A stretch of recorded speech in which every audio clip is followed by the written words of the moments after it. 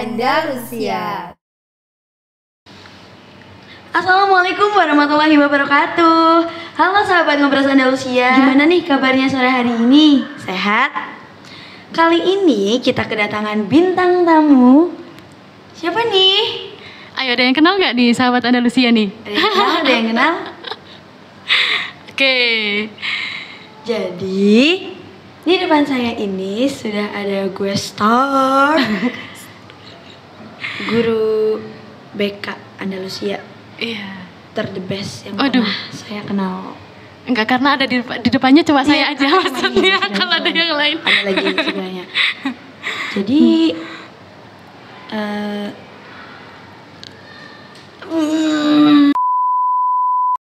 saya kenalin nih. Jadi gue star yang ada di depan saya ini bernama Matlaul Lulu. Ya panggil aja Bu Lulu ya, biar lebih Oke. friendly aja. Namanya Bu Lulu. Bu Lulu sebelumnya udah kenal saya belum nih? Oh, sudah. Gara-gara apa? Iya, waktu itu saya kenal Mbak Lauza itu karena Mbak Lauza ikut storytelling bahasa Inggris nih kalau nggak salah nih. Ingat ya, Iya, ternyata pasti ingat. iya, Oh, kira nggak tahu. bener. Oh ya, sebelumnya perkenalkan, nama saya Lauza Syafa Rizky Ramadanza. Biasa dipanggil Lauza, Syafa, ya senyamannya aja. Saya biasa dipanggil Lauza di sekolah, kalau di rumah biasanya dipanggil Syafa. Saya siswi Andalusia kelas 9, Andalusia 1. Jadi sekarang Lauza udah 3 tahun di Andalusia ya? Wah, Iya, 3 luar tahun di biasa. Andalusia. Alhamdulillah sudah sampai juga di kelas 9 ya? Alhamdulillah. Alhamdulillah. Jadi Bu Lulu ini udah lama belum di Andalusia? Kalau saya ini sebenarnya baru.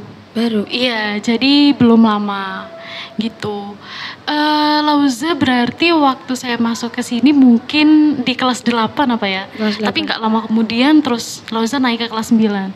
Jadi 8 akhir itu saya pas Lauza kelas 8 akhir berarti saya masuk ke sini. Oh. Gitu. Jadi memang belum lama. Ngomong-ngomong, Bu Lulu nih lulusan perkuliahan mana sih? Oke, kalau saya ini sebenarnya di deket aja nih. Sekarang udah jadi UIN. Iya, apa nih? Mbak Lauza tahu barangkali? Ya IN. Iya, nah itu Iya. bener banget. Iya. Berarti pernah mondok dong? Kalau mondoknya sebelum itu. Oh sebelum itu. Iya. Katanya kalau mau daftar UIN tuh syaratnya kayak mondok 1 tahun dulu ya? Wah nih, barangkali sahabat Ngobras tahu nih di sana ya. Iya. Atau mungkin barangkali sahabat Ngobras ada yang udah jadi mahasiswa UIN juga sekarang ya. Iya, jadi Apakah memang benar? iya waktu itu memang banyak yang mondok di sana. Biasanya mahasiswa-mahasiswa tingkat awal, semester 1, semester 2 seperti itu. Gitu. Kebetulan kakak saya juga masuk situ tuh. Oh gitu. Oh, oke. Barangkali kenal? Kayaknya enggak, soalnya beda fakultas ya. Iya, masuk. siap. Fakultas apa? Iya, saya itu masuk fakultas dakwah Mbak Lauza. Saya masuk fakultas dakwah, ngambil jurusannya bimbingan konseling. Gitu. Jadi memang apa yang dulu saya pelajari di perkuliahan itu coba kita belajar. Saya belajar di keluarga Andalusia gitu, di sini gitu. Jadi Bu Lulu ini kan udah merasakan apa yang saya rasakan nih sebelumnya, maksudnya kayak Oke, gimana dulu tuh? pernah merasakan gimana sih waktu SMP itu, waktu remaja itu kan gitu kan. Nah, aku punya beberapa pertanyaan yang aku tahu dari teman-teman kalau Oke. Oh, menarik tuh. Gimana kalau tuh? mereka cerita gitu. Kalau enggak, aku tuh punya pertanyaan dalam benakku yang belum terjawab. Asik. Boleh gak nih kalau saya tanya-tanya? Boleh. Hari ini kita ngobrolin tentang apa nih? Aku tuh pengen tanya seputar insecure, Oke. gengsi, Oke. sama masalah teman. Oh gitu. Wah, ini berat kaitan sama remaja banget ya. Karena aku kan hidup udah hampir 3 tahun nih, mau 3 tahun di lingkungan pondok terus. Oke. Sedangkan di pondok tuh 24 jam nonstop pasti temen di mana-mana. Oh iya, benar juga. Pas aku masuk remaja nih, yang pertama aku rasain tuh, yang sering kita bicarain, yang sering lalu lalang di sosial media, teman-teman, semuanya udah banyak masalah ini. masalah insecure. Oh, oke. Jadi gini, aku pengen tanya. Aku punya teman. Dia orangnya tuh pinter, cantik, terus dia bisa public speaking, gak belibet kalau ngomong, hafalannya lancar. Nah, tapi pas aku amatin nih, aku punya teman, ada teman gini, kan ada 2 tipe. Ada yang lihat dia kayak, aku kemotivasi jadi kayak dia pinter, aku juga mau berusaha deh jadi kayak pinter biar kayak dia. Tapi ada satu orang lagi yang kayak liatnya tuh, apaan sih, caper gitu doang, dikatain ini itu. Jadi ada yang satu tuh caranya terdorong ke motivasi lihat dia, satu lagi tuh malah jatuhnya ngejudge ke dia. Jadi cara ngatasin orang-orang kayak gitu tuh gimana sih, Bu? Oke, cara mengatasin orang-orang yang seperti itu, artinya orang-orang yang menilai kita. Nah, kalau seperti itu berarti posisi kita ada di mana nih? Ada di orang yang menjadi objeknya, atau ada di orang yang menilai? Kalau di objeknya dulu gimana? Oke, kalau di objeknya dia adalah orang yang gimana tadi, aktif, maksudnya aktif. Di akademis bagus, terus kemudian di hafalan juga bagus. Tapi ada orang yang menilai dia berbeda, gitu. Nah, kalau menjadi objeknya itu tentu kita perlu memahami bahwa penilaian orang itu barangkali tidak seperti apa yang selalu kita pikirkan. Gitu. Kita tidak bisa menganggap bahwa semua orang itu akan suka dan selalu suka dengan kita. Ya, kita lihat aja di kelas. Ya, kita harus ngebagi. Oh, barangkali saya seperti ini ada yang suka, tapi ada yang katakanlah kurang suka. Nah, itu perlu dipahami dulu. Artinya apa? Artinya memang di setiap tempat dimanapun kita berada, itu tidak semua orang akan menyukai kita.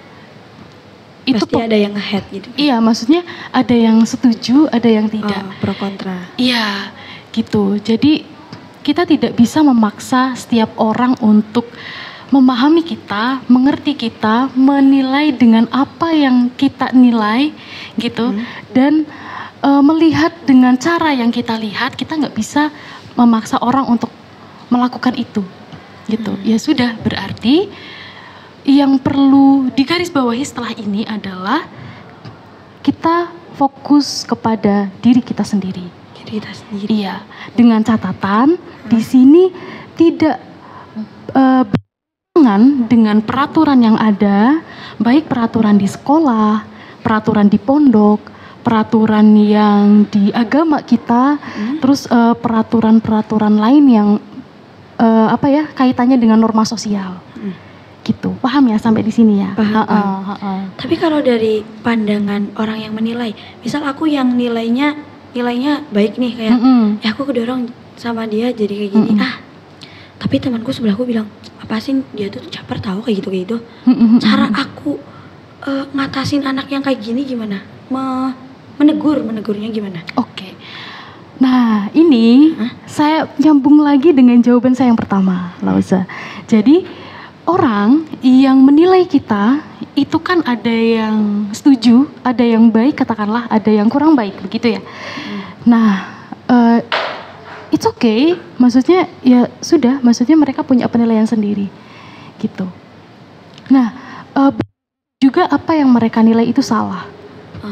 Nah, dan tidak menjadi keharusan juga apa penilaian kita itu menjadi keharusan penilaian dari orang lain juga.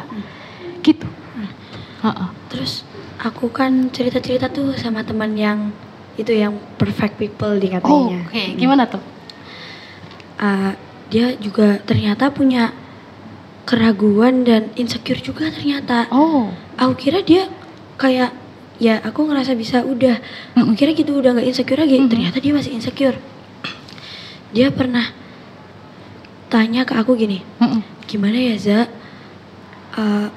orang-orang menilai aku akademiknya bagus, terus sampai suatu hari tuh aku direkrut guru suruh misal lomba matematika, tapi aku nggak pede dari awal tuh, aku udah pesimis kayak aku nggak bakal menang.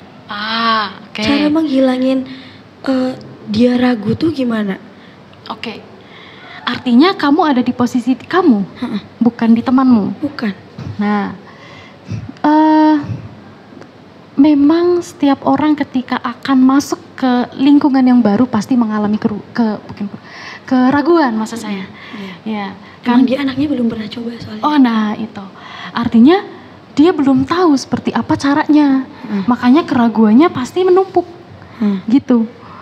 Nah, ini barangkali begini, barangkali nanti gini, saya takut nanti mengecewakan, saya takut nanti nggak menang loh. Padahal lomba yang barangkali guru ini kasih ke dia ya, barangkali kesempatan ini yang dikasih guru ini ke dia, itu bukan sebuah keharusan untuk ayolah kamu harus menang gimana gitu.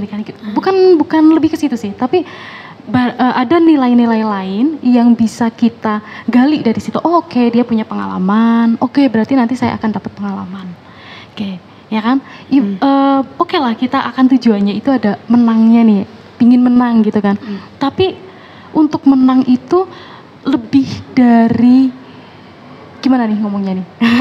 Jadi untuk menuju ke satu tujuan itu ya, menuju kemenangan itu, kita perlu ada hal-hal lain yang digali lebih dulu, yang perlu diciptakan lebih dulu. Maksudnya jadi oke, aku punya pengalaman. Oh iya, jadi nanti saya tahu untuk lomba ini, lomba matematika katakanlah, lomba materi yang diajarkan seperti ini, cara mengerjakannya begini gitu.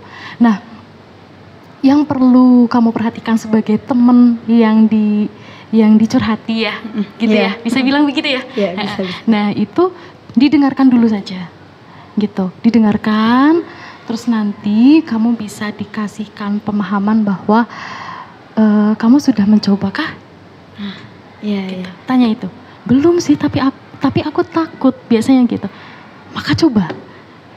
Nggak ada salahnya nyoba. Iya, nggak ada salahnya nyoba kok. Gitu. Kalah menang tuh biasa. Nah, yang dilihat tuh bukan hasil tapi proses. Nah itu cocok, setuju nih. Terus gitu. Bu Lulu pernah ngerasain gini nggak sewaktu kuliah SMA? Bu Lulu pernah tanya gini nggak? Tapi aku sih pernah bertanya-tanya. Aku pernah tanya ke sebuah mayoritas, tanya gini, menurut kalian kesuksesan saat waktu muda itu apa sih? Terus mereka tuh jawabnya kayak, oh menurut aku kalau sukses waktu muda tuh kayak kamu nih kuliah masuk UGM, masuk UI, masuk ITB, terus kerjaannya abis itu lulus jadi dokter, jadi polisi, jadi dosen. Nah, apakah kita harus mengikuti standar kesuksesan menurut sosial? Menurut saya tidak juga. Kenapa? Karena setiap orang punya caranya sendiri, punya tujuannya sendiri, punya mimpinya sendiri untuk menjadi sukses. Gitu. Kita tidak bisa berpatokan pada sosial khususnya, nggak bisa. Kenapa? Karena setiap orang punya prioritasnya sendiri. Setiap orang punya bakatnya sendiri, punya punya dirinya sendiri, mengenal dirinya sendiri supaya nanti dia tahu bagaimana langkah saya selanjutnya untuk menjadi sukses, gitu. Jadi nggak harus tidak harus berpatokan pada standar sosial. Oh tetangga kamu nih ada yang jadi dokter, oh tetangga saya ada yang jadi dokter, berarti saya harus jadi dokter. Nggak juga begitu, gitu. Nggak harus juga begini, nggak harus begitu. Kalau menurut saya itu lebih kepada nilai yang akan kita bawa ketika nanti kita menjadi sukses, gitu ya. Jadi nilai apa itu yang dimaksud tadi? Ada amanah dari orang tua kita yang harus kita pertanggungjawabkan, ada amanah dari agama kita juga yang harus kita pertanggungjawabkan, yang kita harus kita, berat banget ya, maksudnya gitu, maksudnya semuanya itu bisa jadi sukses, nggak harus menjadi sesuatu yang menurut standar sosial itu bagus, nggak harus, asalkan kita bisa membawa diri kita menjadi lebih baik dari hari ke hari, dari dari patokan-patokan agama misalnya, dari patokan-patokan sosial, tidak begini, tidak yang aneh-aneh. Nah itulah yang harus jadi langkah kesuksesan awalnya dari situ dulu gitu. Untuk pencapaian karir itu tergantung pada masing-masing orang. Ikuti kata diri sendiri itu penting ya, Bu? Ikuti kata diri sendiri, tapi bukan berarti sembarangan gitu. Jadi harus ada patokan-patokannya, ada batasan-batasannya gitu. Ya, dapat. Terus kan abis itu kan ngomong kan tuh, kalau aku minimal sih jadi dokter, jadi polwan, jadi dosen gitu. Nah abis denger itu, akunya kayak gitu. Terus aku tiba-tiba mikir, ya Allah harus gini banget ya standar sosialnya. Tapi aku juga pengen tanya, cara biar pede hidup dengan cara sendiri itu gimana sih? Cara biar kita pede dengan hidup, cara kita sendiri. Oke, apa sih yang buat kamu gak pede? Kayak misal, gini, cara hidup. Mereka pakai barang-barang glamour, bawa barang-barang mewah. Kita kan remaja kayak dikit-dikit iri gitu loh, kayak kok itu pakai itu, aku juga pengen. Cara kita tetap pakai style sendiri tuh biar nggak kehasut gitu-gitu tuh gimana? Kalau ini saya pernah dengar kata guru saya. Di dalam kita belajar, di dalam kita melakukan sesuatu, kita perlu memahami apa hakikatnya. Ya, misal, saya pergi ke sekolah, teman-teman saya pakai barang yang branded gitu misalnya, ya. Terus saya pakai tas yang gini-gini aja, gimana ya? Hakikatnya kamu berangkat sekolah adalah kamu di sekolah, kamu mendapatkan ilmu, kamu fokus di sekolah, belajar di situ. Nah, apakah tas itu menjadi hakikat dari kamu berangkat sekolah? Enggak. Intinya, bukan kan? Tasnya itu kan bukan menjadi inti dari kamu berangkat sekolah, ya kan? Intinya adalah apa? Kamu ke sekolah belajar, selesai, simple. Nah, makanya kita harus paham dari hakikatnya satu, ya, gitu, paham. Intinya dari ini apa ya? Intinya ini apa ya? Kalau semisal saya diberikan kemampuan untuk membeli sesuatu yang seperti teman-teman saya gitu katakanlah, ya alhamdulillah itu perlu disyukuri. Tapi kalau semisal tidak, kita pahami hakikatnya apa, intinya apa, gitu, itu satu. Yang kedua, ini berkaitan dengan self love. Iya, self love. Sebelum ke sana, saya perlu menyampaikan dulu penerimaan diri. It's okay, gak apa-apa loh saya pakai seperti ini. Gitu. So what? Terus apa? Maksudnya, saya memang pingin, saya pingin nih gitu kan. Saya pingin, terus dia punya seperti ini, tapi ya udah gitu. Akhirnya balik lagi ke hakikat. Nah, dari situlah, dari penerimaan diri, masuklah ke hakikat itu, masuk lagi lah ke self love. Alhamdulillah saya masih diberikan kesempatan untuk bisa berangkat ke sekolah. Saya masih punya tas untuk menyimpan buku-buku saya masih punya sepatu supaya berangkat ke sekolah saya tidak telanjang kaki. Kaki saya nggak sakit. Penting, ya, nah gitu, alhamdulillah ya gitu. Makasih ya, akhirnya gitu. Nah itu akhirnya nyambung tuh, dari penerimaan diri masuk ke hakikat itu, terus nanti masuk lagi ke self love. Nah ini tentu gak mudah, kayak kepingin dulu lah. Kadang nyampe bad mood gak sih? Iya, sampai ngambek-ngambek kayak kayak aduh kepengen ya. Akhirnya kita barangkali ya namanya remaja ya Mbak Lauza ya, bisa menyalahkan orang-orang yang akhirnya tidak terlibat. Kok dia bisa begitu? Terus akhirnya kita gimana gitu. Nah, it's okay, itu namanya proses gitu. Tapi ya nggak apa-apa. Ada saatnya kita berproses di situasi yang tidak baik-baik saja, tapi setelah itu kita juga perlu berproses untuk sampai pada titik self love itu. Ya, dapat. Heeh. Nah, terus ternyata abis insecure tuh aku ngerambat lagi punya rasa gengsi. Oke, gimana tuh? Aku pengen tanya dulu ke Bu Lulu. Gengsi itu maklum gak sih? Gengsi itu sangat wajar. Berarti kita semua punya rasa nih? Punya. Kita semua. Nggak apa-apa. Terus aku pernah ngerasain gengsi yang nular. Gimana tuh? Kayak misal gengsinya nular tuh gini. Gimana? Aku punya teman, misal aku sama temanku. Oke. Outfit dia nyambung. Kayak yang ini hitam, yang ini abu. Gitu. Iya. Terus tiba-tiba ada yang muji dia kayak, outfit kamu bagus, tapi kok teman kamu outfitnya nggak nyambung sih. Terus dia jadi ngomong, oh iya, nanti aku bilangin kok. Terus udah, terus misal sampai pelajaran tuh ngomong, Za, kamu besok-besok kalau milih outfit yang nyambung dikit kenapa? Aku sampai malu bawa kamu kesini sampai dibilangin kayak, kok outfit teman kamu gak nyambung sih? Gitu, aku malu Za. Besok kamu pakai outfit yang agak nyambung dikit ya. Terus aku kayak, oh dia malu temenan sama aku. Nah tapi aku masih pengen temenan sama dia. Akhirnya besoknya aku cari outfit yang nyambung nih. Terus jalan bareng. Terus udah dibilangin, iya itu lah Za, outfitnya udah nyambung. Terus aku jalan lagi sama temen yang lain misalnya. Terus dibilang, Za, itu outfit kamu nyambung tapi temanmu kok nggak nyambung sih? Terus nanti aku bilangin juga, kamu outfitnya nggak nyambung, besok cari yang agak nyambung dikit ya, misal gitu. Terus dianya ngerasain apa yang aku rasain juga sebelumnya. Nah, cara biar ngatasin gengsi yang nular itu gimana sih? Ngatasin kayak, udah nggak apa-apa, aku percaya diri aja pakai baju yang kayak gini. Buktinya nggak ada yang ngomongin aku gitu misal. Nah tadi, satu, gengsi itu normal, wajar gitu.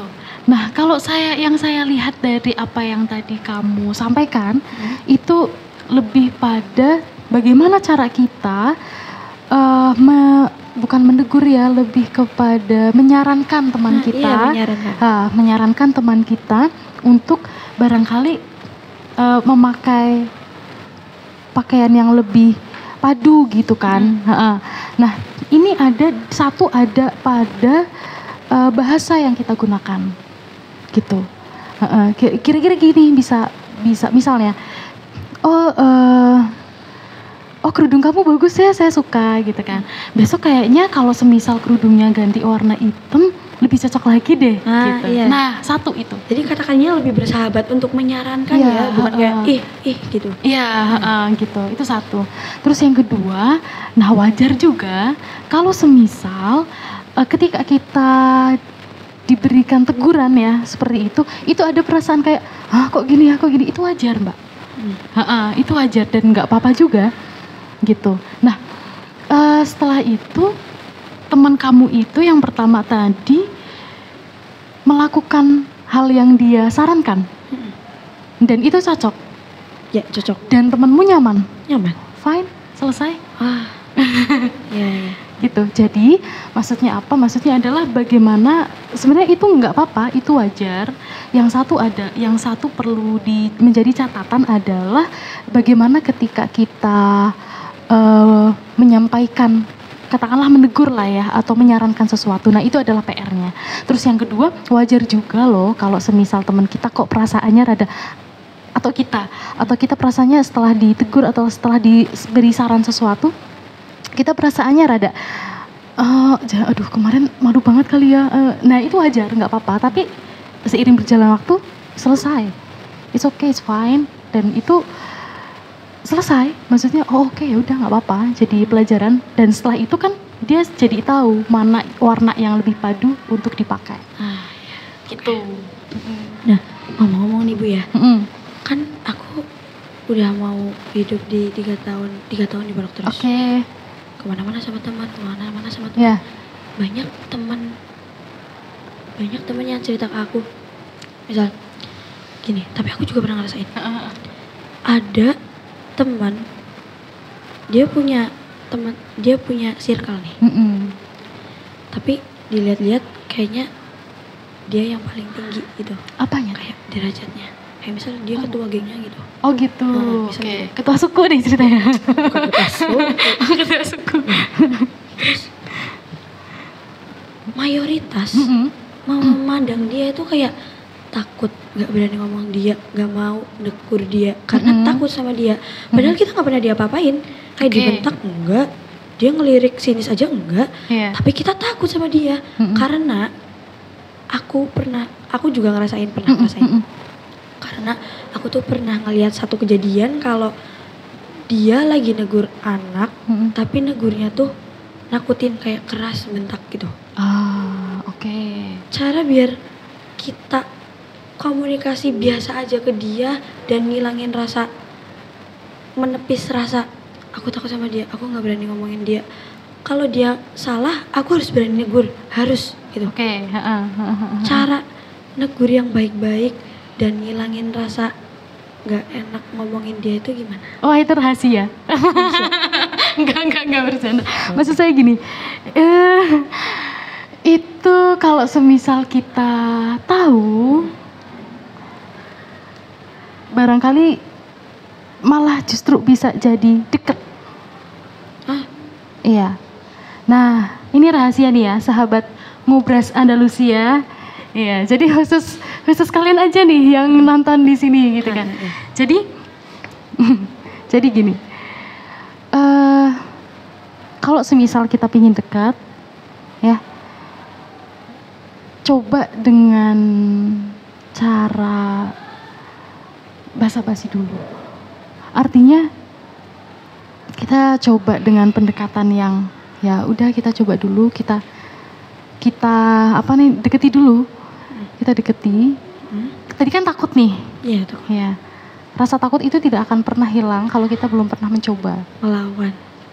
Lebih ke mencoba. Coba. Iya. Gitu, ngelawan. Oke. Mencoba. Jadi coba dulu aja. Kan dia kan belum kita kan satu. Pada saat dia memarahi, katakanlah memarahi teman kita yang satunya, kita belum tahu titik permasalahannya apa. Dan kita hanya tahu pada saat dia sedang menegur teman kita, gitu. Nah kita kan nggak tahu di belakangnya gimana. Nah ya kan. Jadi barangkali kita perlu coba buat deket, terus kita kenal baik, gitu. Kita coba aja buat deket, kita coba buat kenal baik. Even nanti kalau semisal dia melakukan suatu kesalahan dan kita harus negur, itu juga belum nggak sebuah keharusan yang besok aku harus begini sama dia, nggak gitu juga, ngalir aja gitu. Ikuti alur gitu ya? Iya, ikutin alur aja. Dicoba satu, berhubungan baik, terus jangan ada niatan yang begini begitu maksudnya. Jangan ada niatan yang begini begitu. Ya udah, ikutin alur, kita berteman baik, kita kenal baik. Nanti kalau sudah suatu saatnya kok ternyata dia perlu ditegur dan ternyata kita ada di posisi apa saya harus negur ya? Ya udah, berarti kita sudah tahu salahnya di mana. Ya, tapi aku pernah ngobrol basa-basi sama dia, ternyata dia nggak seburuk itu kok, nggak bisa dinilai apa yang dari aku lihat kemarin pas marahin. Ternyata ternyata friendly, baik, ngomongnya baik juga. Dan aku juga bilang ke teman-teman, enggak, dia sebenarnya orangnya kayak gitu, dia baik kok, dia juga baik, ngomongnya baik-baik sama aku, nggak pernah bentak, ngomongnya gitu. Jadi jangan lihat orang dari satu peristiwa itu aja. Betul. Coba diajak ngobrol, kamu kemarin kenapa ngomelin ini gitu loh. Oh itu gara-gara buang sampah sembarangan. Nah dari situ kita jadi tahu kan masalahnya. Oh ternyata bukan dia yang salah ngomonginnya bentar, ternyata dia yang salah dan susah diomonginnya. Nah barangkali juga sampahnya kebuang ke bukunya dia, kena bukunya dia. Jadinya dia marah-marah gitu ya. Itu ya sahabat ngobras ya. Kalau aku kalau itu juga marah. Iya, barangkali aduh ini buku penting banget nih dari sahabat gitu. Kan kita nggak tahu gitu. Terus tapi ada juga kan ada yang tipe orang kayak gitu. Tapi ada lagi misalnya gini. Aku berani ngomongin dia. Kayak misal dia salah, aku negur. Coba jangan kayak gitu dong. Kayak gini tuh salah. Besok-besok jangan lagi ya. Misal aku negurnya gitu. Tapi dia kayak apa sih orang aku benar? Terus karena aku males debat sama dia, aku nggak mau ngobrol sama dia lagi karena bukan ngobrol selama-lamanya, tapi kayak ngobrol di waktu itu juga kayak, kok kamu nggak setuju sih? Padahal itu salah loh, emang menurut pendapat orang lain juga salah. Jadi aku ngomongin, tapi dia nentang kayak merasa dia benar kok. Terus kayak enggak, aku benar. Emang kenapa? Duh, males nih sama orang kayak gini. Udah aku tinggal. Enggak apa-apa gitu. Nah, tapi lama-lama kalau aku ngomongin, aku diem, dia malah nyepelein. Kayak, alah gitu doang diem. Udah aku besok kalau orang-orang nganggap aku salah lagi, aku nganggapnya benar, besok-besok aku nggak mau dengerin kata dia, orang aku benar gitu. Kayak kok gitu sih. Nah, cara negur orang kayak gitu tuh gimana? Biar dia sadar diri, introspeksi gitu. Artinya sebenarnya kamu sedang mencoba menegur orang yang sebenarnya teman yang barangkali melakukan kesalahan gitu maksudnya. Nah, ini tadi apa yang kita anggap benar belum tentu pandangan dia juga benar. Kita lihat dulu dia ngelihatnya dari sisi yang mana nih. Kita ngelihatnya dari sisi yang mana? Jangan-jangan kita ngelihatnya dari sisi yang berbeda. Gitu. Ibarat kata gajah nih di depan kita, ya kan? Gajah, terus gajahnya kepalanya di sini, ekornya di sini, ya kan? Otomatis kamu ngelihat ekornya, kaki dari belakang, bagian begitu kan? Nah kalau saya kan berarti ngelihatnya, oh gajah itu punya belalai, gajah itu punya mata. Kamu bilang gajah nggak punya mata, gajah punyanya ekor. Iya, gitu. Iya, nah kita harus tahu dulu loh, Lauza, kamu lihat gajah dari sebelah mananya nih? Kayaknya dari belakang, nggak tahu sih, coba deh diputar. Oh benar punya mata. Iya benar juga, ternyata punya ekor. Iya, jadi perlu dipahami dulu kamu ngelihatnya dari sisi yang mana, saya ngelihatnya dari sisi yang mana. Nah terus baru diambil tengah. Kalau kayak gitu berarti sebenarnya gajah itu ya punya mata, punya belalai, punya ekor. Iya itu. Terus aku pengen bertanya gini. Misal ada orang, dia bisa menampung tempat cerita. Terus ada satu orang datang, gini, misal ke aku, Zah, aku lagi capek banget sekolah hari ini buruk banget. Aku nggak masuk hafalannya, capek deh. Terus aku tanya, emang kenapa gitu? Terus dia ngomong, nggak tahu capek, pengen akhirin hidup aja. Misal gitu, misal. Tapi aku ngeresponnya tuh kayak, halah gitu doang, alay, aku juga pernah kayak gitu. Dia yang lagi down kan ngerasa langsung down lagi kan, jadi loh kok kamu ngeresponnya gitu, aku lagi down loh, kok kamu malah tambah bikin aku down, nyepelein gitu.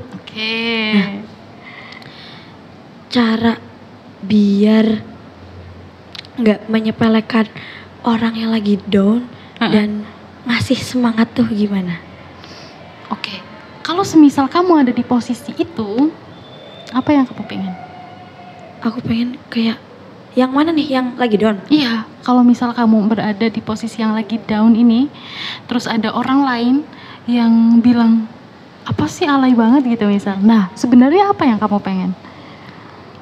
Aku pengen kayak, aku cerita ke orang lain aja dia ternyata nggak bisa merespon aku dengan baik.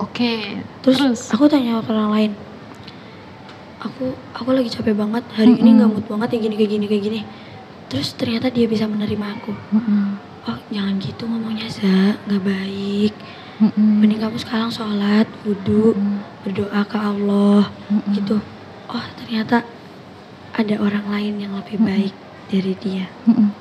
Nah tapi aku juga cerita itu, tapi aku tadi cerita ke itu, tapi aku kok diresponnya kayak alay gitu doang, down gitu doang, down gini-gini, gitu-gitu, dikit-dikit bunuh diri, gini-gini, kayak gini.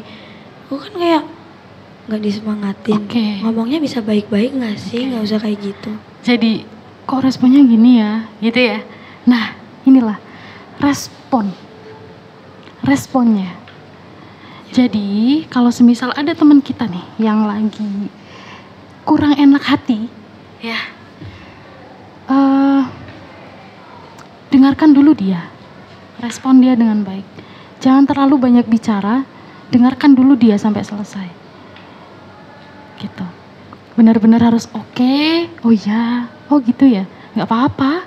Maksudnya terkadang ketika teman-teman kita remaja khususnya yang lagi punya masalah, punya problem, itu mereka hanya perlu didengarkan.